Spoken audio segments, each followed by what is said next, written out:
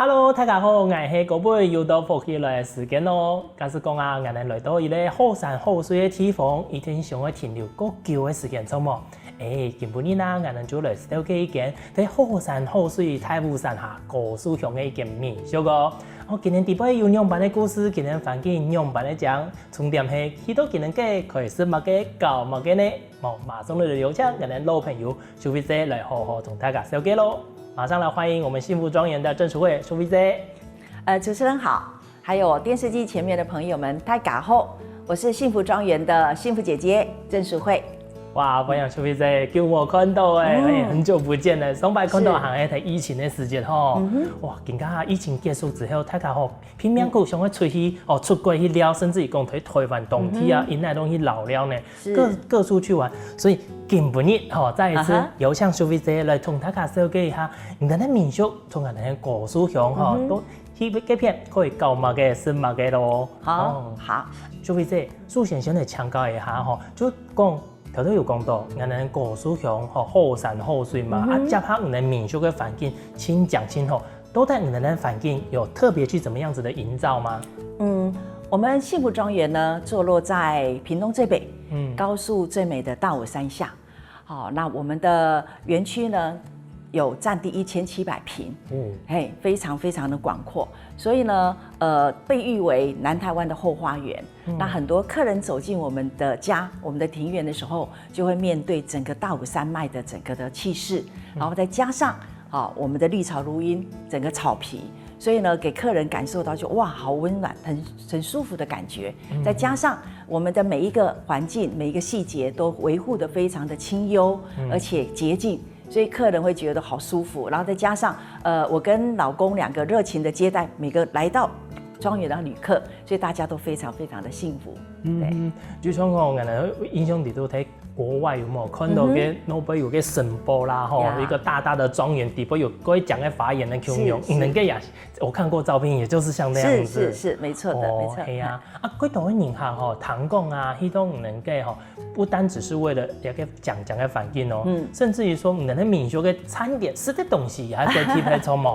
你們有什麼樣子特別的餐點嗎？是，目前呢，我們的民宿其實只有提供早餐，幸福健康早餐。因為我希望每一個旅客來到這塊土地，他可以走到我們的社區，走到我們的高樹，去認識更多元的美食，然後我能夠帶動在地的經濟。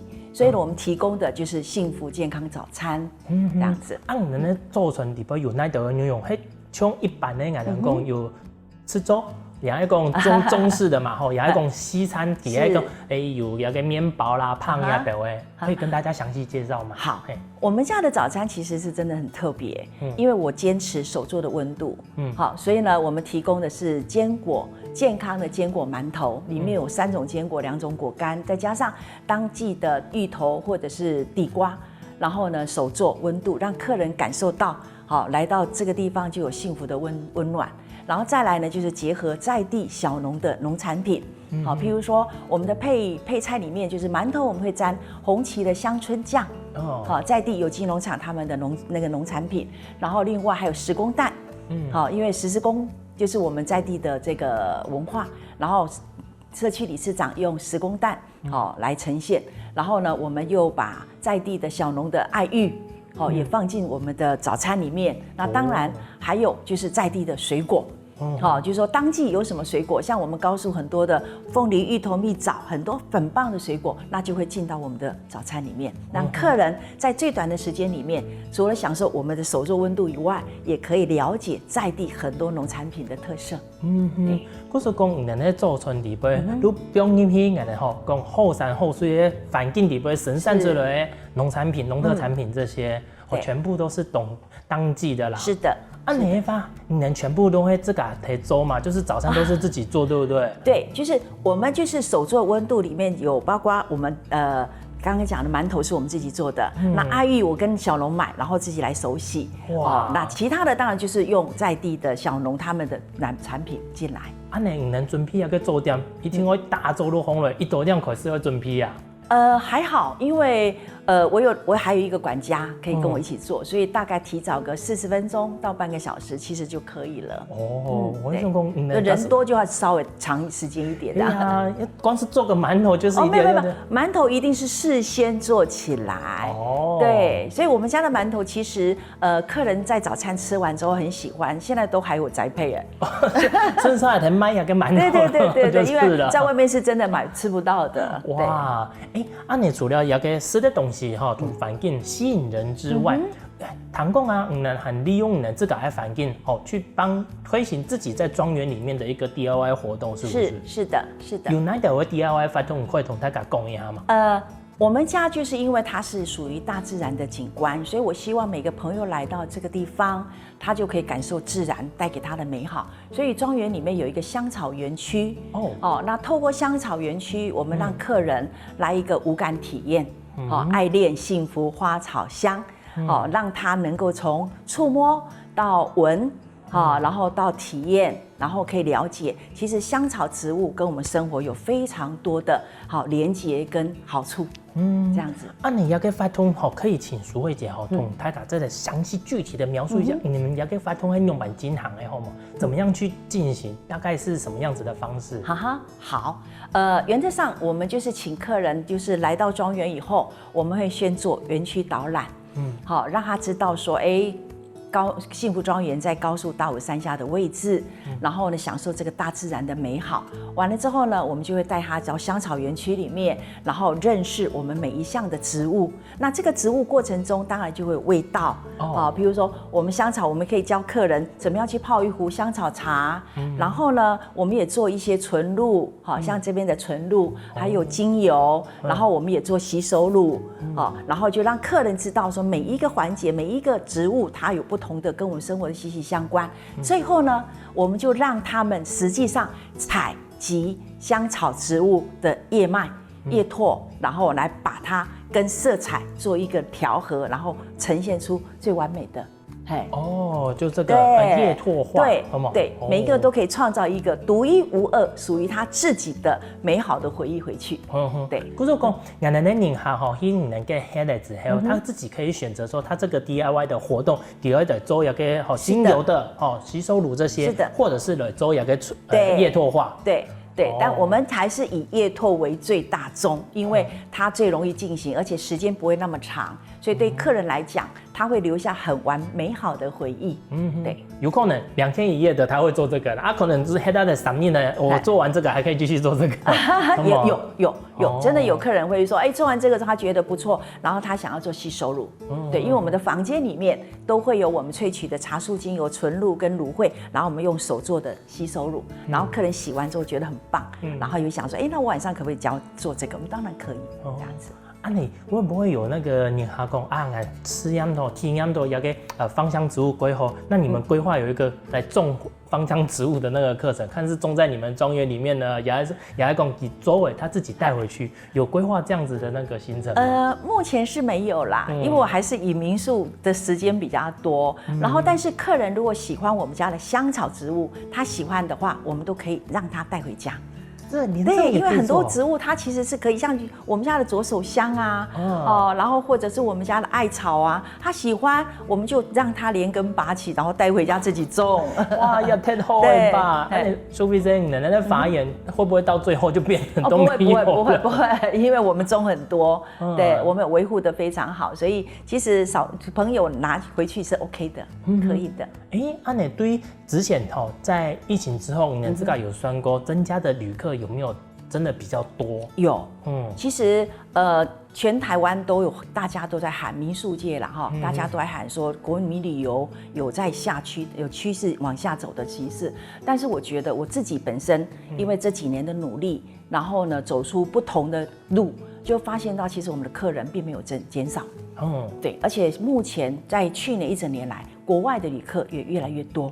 哎呦，对哦，有哪一些国家去的啊？他们在那边的感受是如何？可不可以具体请很特别帮忙分享一下？有以色列的当然香港啦，还有东南亚的朋友还是比较居多。那以色列，我曾经有接触过以色列的、荷兰的、欧美的，然后前一阵子还有一个伊朗的，那他们都过来，然后感受都非常非常棒。哎呦，像给以色列同给伊朗啊，可能给环境来讲，大部分都没有像台湾按都会吃饭嘛。那可能黑洞人给之后，他自己感受到的有没有什么样特别的回馈？可能哇，待住了就不想走了，会按呢吗？有，曾经有一组客人，他是荷兰来的一对夫妻，然后他是从平台上订了我们的房。然后来了以后呢，我们带着他走园区走一圈以后，他就马上当下告诉我说，他可不可以住2个晚上？对，他马上就要住2个晚上。然后呢，当天呢，我们也就安排他接待他，然后到附近的我们的餐厅去用我们的客家美食。然后完了之后呢，他们非常非常兴奋哈，然后离开的时候，他才告诉我们说，原来他也在荷兰做民宿对，所以他觉得我们的经营模式跟他们有一点雷同，然后他非常喜欢这种大自然悠闲的感觉。这是荷兰的一对夫妻，然后另外呢，再来就是前一阵子伊朗的一对当然是男主人是伊朗的，然后女朋友的话就是我们台湾的，然后他们来干嘛？他们来拍星空来拍星空。是的，因为我们那种大武山下，然后呢，他是说，因为他本来在北部拍，但后来因为云层的关系，所以他们就往下走，往南走，然后就 Google 到大武山。就是那个地方光害最少，然后我们家就跳出来了，然后就误打误撞就进了我们家。那完了之后呢，一来他就跟我们说他要拍星空，然后我们就赶快帮他找，因为我们家最熟嘛，我们就帮他找一些点。后来呢，竟然就在我们家的2楼阳台，然后用他的专业的摄影，然后拍出什么你知道？拍出星云。我也长知识了。我们都知道星空，我们都知道星轨。但是他拍的是星云，而且隔2天之后，他把他的成品分享给我，好惊艳，真的。不是讲给喊特别带的专门的设备，我知道的那个可能还要望远镜啊那种下来拍，对，而且是拍了1个晚上哦。安尼能底部，你的民宿还可以增加一个项目，晚上可以我翕入到星空的那种，可以没错。哇，观众朋友，冇想到啊，人哋消费者今年都喺民宿按度嘅特别的地方呢，但係呢，底部還有更多法通同菜體文化嘅部分，休息一下，繼續嚟同大家分享哦。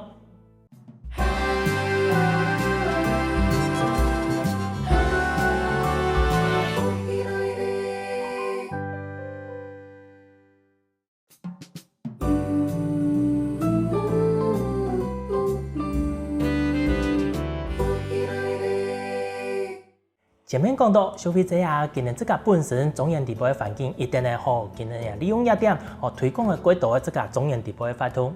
当然呢，也能也提供高速乡有一定的多丰富的文化，今年有天数将一个社区的文化同这个民俗的法通做一个结合后呢，继续来请教一下消费者咯。消费者，我能听到啊，这个有讲啊你能结合的这个环境地部暗红像种个芳草植物园去做了这些 DIY 的活动嘛。我能也提供高速佢本身就有几多的文化的法通，像沙石工啦、石狮工这些传统的文化。那你能有想办法同一个菜体的传统文化结合自己的民宿这样子的一个活动吗？是，这是一定要的。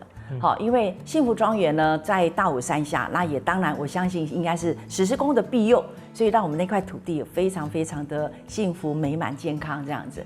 那所以呢，我们每天早上都会很开心的，在客人吃早餐的时候，我们就会分享在地石狮工的文化给大家听，讲故事给大家听。那如果是一些团体朋友的话，我们就会推荐在地的导览人员，帮他们做深度的走读大陆观，去看石狮工。对。你具体来讲啊，像一个菜体有一些传统的碎石记，譬如讲人讲的个西门的过年啊，太鲁馆的西鼓枪班啊，那包括最新的还有一些社区营造出来的，像一个大陆馆石狮节这些，那你可以跟观众朋友具体的说明一下，一个法通、一个法通底部都带还有乜嘅内容好吗？我们幸福庄园是一定都会参与到里面去啦，哈，就是跟社区啦做连结啦，然后支持他们这个活动，然后也会欢迎我们的客人去参与他们的这个活动。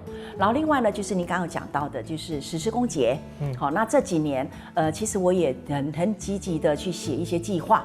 好，来支持社区的这个活动，所以去年像我们就用农水署的计划，然后在我们的社区办了实施工文化节，那是去年，然后我把在地的这个客家美食以及在地食材的一些食农宴，然后就在我们社区办，然后欢迎一些朋友，好，然后游客来参与它，所以大家就感觉非常非常棒。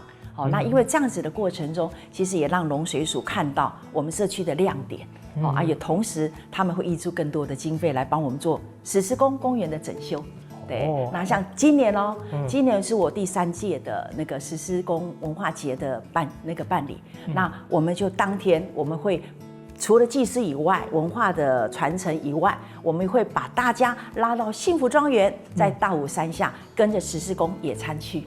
对，你能做一个实施工的野餐底部有特别的规划吗？就是说，除了野餐之外，它应该有一些特别的规划吧？是，就是其实把大家客人带到那个幸福庄园做野餐，其实要让大家看到说，在实施工庇佑的情况之下，我们大武山下是一个非常美丽而且洁净的好地方。好，所以呢，这中间我们供应了野餐，那野餐里面就是把在地的，像我们高速在地的芋头、凤梨、蜜枣以及客味风味餐，然后在我们的野餐宴里面去呈现。然后呢，再把在地很多的小农的农产品跟在地小农的这些好东西，在这个地方让大家共同来分享跟认识。等于说能用菜贴农产品，是有去请那个专门的师傅厨师嘛，去设计一个菜贴野餐的餐盒这样吗？应该这么说，我们有一些已经是既定有的，在地的好东西、好味道，我们就会跟他采购。完了之后呢，我们会请社区的长老带着社区妈妈做一些客味的龟啊。然后完之后摆到我们的餐盒里面，让大家看到高速大陆观文化还有物产的丰盛。那等于讲除了一个野餐呢，餐盒的部分之外，条到苏菲姐有讲到嘛，在地的农特产品这些，有像太改了，可能小农，可能一些摊商，做一个市集的摆设。对，会的。谈红来过闹年呢，除了一个实施工文化节的部分之外，前面有讲到，跟谁妹过年谁妹过年的部分，游客去他们要怎么体验？我们的 CMA 过年有一个很大的精神，就是客家女性在平常就一整年中都是非常的刻苦耐劳，然后勤俭持家，所以在过年那一天，他们就会放假。然后呢，到庙城里面去大家欢聚。那所以当下我们现在的 CMA 过年一个节目就是男扮女装。化妆舞会刚对，男扮女装，然后会有文化的表演，然后还有呢就是踩街，大家会提着灯笼，然后踩街，所以游客就会跟着，除了观看一些节目以外，然后另外就是踩街，跟着踩街这样子，然后完了最后有一个小点心，吃完之后呢，还有猜灯谜。团亮对，所以它是一个下午到晚上的活动。对。就会这，条头见看到一个怪特别的，就是两个胸口有个胸针，后面也还矮的那沙石工啊。是，这就是实施工这个为什么是你们的 DIY 吗？这个是我们的 DIY， 但不是我做的。在我们的团队里面，因为我们现在已经是一个群聚。就是食宿游购行，有很多朋友，我们把它变成一个群聚，然后大家一起共同在推我们的高速在地的观光。那这是我们里面的猫咪汪文创。然后当时我们就心想说，既然是实施工文化这么的有故事，然后这么的感人，所以呢，我们就把它当成是我们的视觉。然后所以你看这边我们就会有实施工，我们有飞行伞实施工，然后有幸福庄园实施工，有红旗凤梨实施工，然后有喜乐可可实施工，然后有印加果油实施工，然后文创实施工，然后巧克力实施还有咖啡实施工，还有什么爱玉实施工，我们都有。哦，所以拢会针对一个故事向菜体这个产业，也一种文化来做出来的呢吼。所以说这个部分呢，它是属于可能讲手工 DIY， 还是讲已经成品了拿来卖耶？都可以哦。我们家有在卖。那如果你想要做 DIY， 也可以帮你预约。然后看是在我们家人多，我就会安排游客在我们家，然后请老师过来教。那或者是人少，那我们就预约，然后就直接到猫咪汪文创的工作室去做，都可以。原来对，几好呢。那你消费者，你可能做按多的事情，然后，那我刚刚也另外看到了，除了你们带过来这些，顺还多了3个，那3个迄奖牌同奖杯呢，它亚个3个同呢这个民俗还讲你们做的事情有什么样子的关联吗？当然一定有的啦。这是这些奖牌大概都在2023年拿到的。好，那第一个呢，就是先介绍我们屏东在地友善金耀奖。好，这是屏东县政府交旅处推的，他希望民宿界有一些，所以类似金像奖这样子的奖项，所以他取名叫金耀奖。好，那这里面我拿到的是在地友善金耀奖。对，因为我做的是地方创生，把在地做连结，所以从一家民宿连结在地的这些文化产业、食宿游购行，然后串起一条龙的旅游。所以就接受屏东县政府的这个金耀奖的奖项。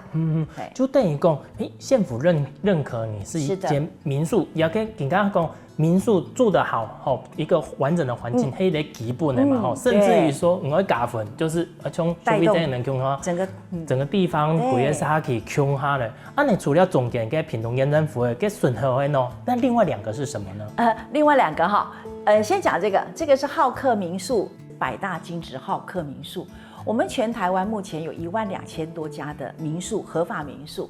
那完了之后呢，透过观光署的认证，您去认证之后，就会拿到好客民宿。那好客民宿代表什么？代表就是政府帮你背书，是一定有品质的，的一个民宿。那目前是1700家。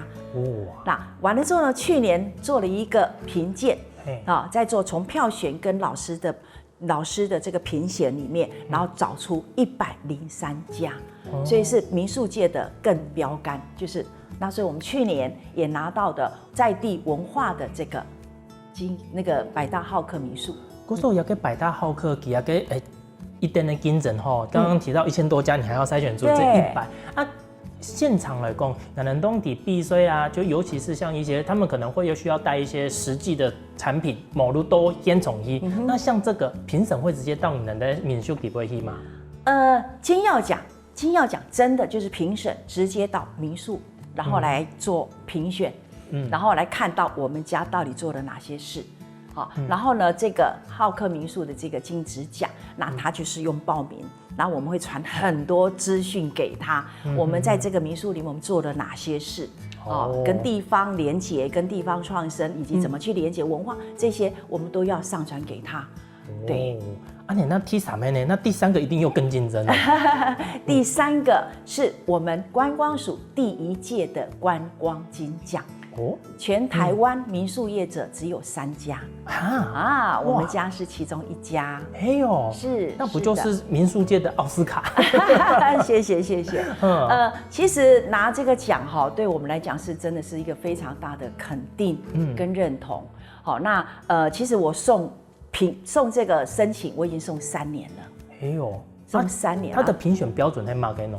比较高，真的比较高，因为这中间涵盖了很多，包括永续，包括永续，包括地方的连结，包括你民宿对整个观光业的贡献，你都会被考虑进去。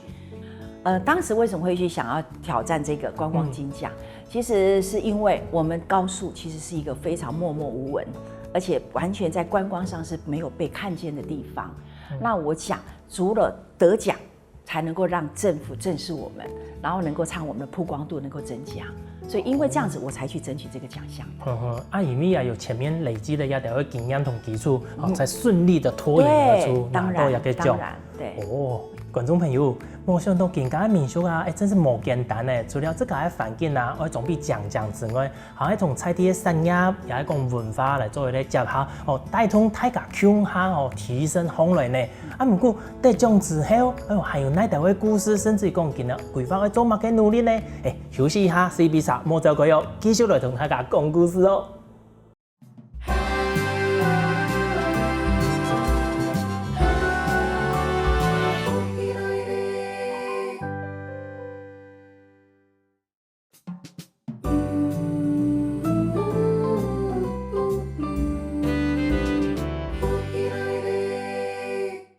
消費者今年在3萬好努力之下，今年得到了獎嘅認可和認證。唔過啊，今年頭都有講到呢，消費者今年喺做一個地方嘅創生，到底地方創生今年做嘅係乜嘅呢？繼續來請教一下消費者咯。所以姐，前面有講到，因為有得獎嘛，代表能逐步的喺經營一個民宿同菜地做一個結合。當然，也有講到地方創生一個部分。那到底地方創生對於人來講，到底是怎麼樣子一個進行？可以具體同大家講一下嗎 ？OK，真的高速是真的是非常非常偏鄉，而且它又是農業鄉鎮，所以其實在觀光這一塊，對在地人其實是沒有任何的概念的。所以當時我在高速開民宿的時候，其實是真的不被看好。因為在那種地方，鳥不生蛋的地方，然後不能講說鳥不生蛋啦，種水果沒上論。對，我們那邊農特產品是非常多，但是你說要旅遊，其實是真的沒有人會知道。你說我為什麼去高速玩？不知道。我記得那時候像那個山川琉璃吊橋開幕的時候，3年，其實每天都湧進1萬多個人。可是您知道嗎？我們幸福莊園當時只有5間房，我住不滿。我住不滿，所以當時我就發現到說，哦，原來高速沒人知道，更何況我在高速的幸福莊園開民宿，根本沒有人會知道，所以我就心想說，我應該怎麼樣讓大家看見高速，然後認識高速，所以我一個人的力量是不夠的，我必須是整合在地，所以呢，剛好有一些機緣，所以我就開始從食宿遊購行，我們就找出一群好夥伴。然後大家共同的去推廣，那當然重要的是，因為我也寫了一些小計劃，從客委會的客莊小旅行，然後到後來寫農保署的農水署的那個地方農水署的區域亮點計劃，然後慢慢的一點點的小經費，然後呢，我們用共同行銷的概念把大家推出來，就這樣被看見，然後也慢慢的就拿到這些獎項。按你講來啊，拿到有得獎之後，因為頭先消費者有講嘛，高速上大家可能看冇嘛多，亮點沒有這麼高。是。那你拿到這些獎之後，你自己有感覺到講，本業的民宿也好，也係講菜地也好，它的曝光度有真的提高嗎？是，真的有，真的有。一方面呢，我們因為得獎，然後被正視之後，那當然第一個有媒體的採訪，然後也有媒體的報道。那當然，客人來到我們家，他被我們深深的感動到，因為他已經感受到這塊土地這麼多元的文化跟多元的物產，然後他就會深深的感受，所以他會幫我們留下很好的評論。所以呢，事實上很多客人就會被我們的知名度感受到。那還有一點，我因為常常去分享，到全台灣各地被受邀去分享，那我就會告訴大家，屏東幸福，有我們屏東最北，高速最美。然後有一個幸福莊園，然後來到這邊，你可以食宿遊購行，你可以真正的去體會大陸關的這個文化，然後我們的農產，然後加上我們的民宿，這樣子一個非常棒的農業旅遊。按你消費者，你前面有講到，你自己也有因為得獎之後，因來去演講啦，也都會分享嘛。有真是有個人好，喺聽到人家分享之後，真是走到高速，甚至於到我們的民宿地步去的嘛。有，當然很多。我跟你講，還有一次，客人是因為看了我們的客家電視的節目過來的。嘿喲。對呀，而且他还告诉我说：“你好厉害哦，那个主持人讲客家话，我讲国语。”唔怕人哋讲乜嘅都可以懂。对。啊，唔过这是安尼法，可能人可以相看那先讲嘅吼，人哋出外景呢，所以唔使都可以对啊。安尼对啊个体防上嘅帮助无相当，人哋也有一分力呢吼。是。所以这样子来讲，啊，大家迄种能给之后啊，像条都有讲到嘛吼，就是借由这样子把客人吸引到果蔬这边去，想动能这边去之后，透过要台湾发通，不断的去让他们知道吼。看到人果蔬熊的观光，那除了这样子之外，呢还有用版的方式呢，像我有看到有个从幸福出发，有个平北，同能做的事情还有关联的吗？有，因为我要把高速分享出去，我要首先要先做好我自己。好，所以呢，我除了是百大好客民宿以外，好让客人来到幸福庄园，他能够住到最棒的这个体验。然后完了之后呢，再来就是我们要让客人感受到大自然的美好，所以我们有爱恋幸福花草香，然后再加上我们有连接在地的这一些好吃这些食材，所以让客人住得安心。然后有享受到心灵的健康，然后再来就是我们的这个实在地享健康。完了之后呢，我就是要把文化带出来，所以高速的客家文化、石狮公文化就会是我们最主要的。就我们把它连接起来，然后再来呢，就是现在的永续旅游，我们在推绿色轻旅行。好，所以接下去我们有脚踏车，客人就可以骑着脚踏车到我们的庄园，到我们的附近的堤防，然后再到我们的社区去走读。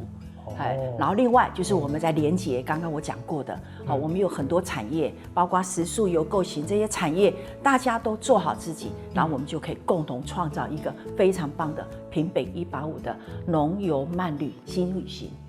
原来安呢。当然，淑慧姐，你能自个提做嘛？吼，就是做自己很简单，自个一点民宿吼经营方略，嘿可以。当然呢，像我们更加提做的算是地方冲绳的一部分，要怎么样去串联出地方的一些产业，也讲人工的店家哦。虽然讲你们自个有一个团体、一个组织，你们已经有 team 了，但在过场之中，是不是大家都认可这件事情？还有讲能会产生怎么样子的磨合？你怎么去克服？好。OK， 我觉得这条路其实是漫漫长长，就刚刚讲的，大家有个共识。所以一开始的时候，我们是有几个产业，大概4、5个产业，我们还蛮有共识的，就是想要把高速推广出去，所以我们大家本来就会连接起来。所以一开始的是这样子。可是，在社区里面，因为是客家庄，所以社区里面，其实我们刚开始并没有那么的快就进入。所以大家也都在观望，看我们到底做什么。好，那因为刚刚讲过，我透过一些小小的计划，跟政府要写的计划，然后呢，有了经费之后，我就会就是跟大家谈，我是不是可以跟大家连接起来，然后帮他做行销，然后慢慢，大家都愿意，所以我们才会有所谓的走读大陆关的地图然后完了之后，我们办跟社区合办节庆。好，然后也同时让政府看到我们的亮点，然后我就投入更多的经费进来，所以慢慢的你可以发现社区发现，哎呦，我们的游客真的有走到社区了，有在做文化了，跟文化牵连，然后社区也越来越多人来看石狮公，所以呢，现在社区我们现在慢慢的也会连结社区，让社区的妈妈也走出来，然后去做很多在地的这些美食来做行销。所以我们是这样子一步一步走过来的，现在社区也愿意一起来共同推广高速大陆关。就像平北的，我们说平北的状况就像安尼，以前平南大家讲也要讲，很纯困难，所以大家冲就是冲下去，沿路都可能大家都不会注意。顶下平北的状况也是一样，因为你能有在努力的，大家会想到，我们还可以延伸进去到果蔬有个地方下来行了一下，没错，不会在路上就只有这样冲过去，去高雄啊，去哪里？我打的是平北185。因为如果只有高速的话，那高速的话，它的那个亮点还是没有那么的强。我的看法，我还要把它拉到平北185。因为高速它是一个农业乡镇，所以呢，在发展观光的过程中，它其实是没有那么的完整。所以呢，185线上我们还有3地门乡的原住民文化。然后另外，因为平北美丽的天空，这里面有赛嘉飞行伞、轻航机，好，那这些都是国外旅客过来的一个据点。那我们如果把它整个串起来，它其实是可以真的把食宿游购行，甚至一条龙都把它串联起来。苏菲姐，经过一段时间以来啊，在进行这个地方创生后，一定有非常丰富的经验了嘛，所以想会请教一下，在这一段推动的过程当中，有哪个挑战啊，也要讲不印象够深的事情吗？这样具体来讲，有没有什么你觉得是挑战的部分，或者是印象比较深刻的事呢？应该这么说啦，其实我们都在忙，每一个产业，尤其我们不是很大的企业，都是小农，然后都是小产业。像我做民宿，我也很忙啊。然后可他们也很忙啊，因为他们要种植到一条龙，到最后接客人，所以大家其实都是各忙各的。可是这中间就必须有一个热情、热心、愿意不断的去做的人，那这个人就是傻大姐我。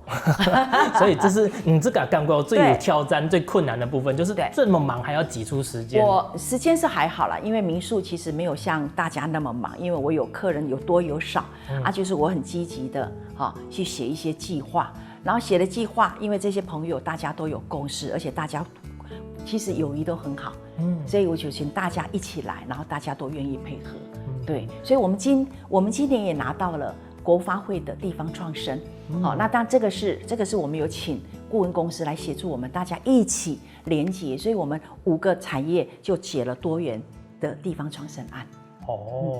按你公路鸦片呢，其实刚刚也有提到说，其实已经开始在起步了，就会越来越好嘛。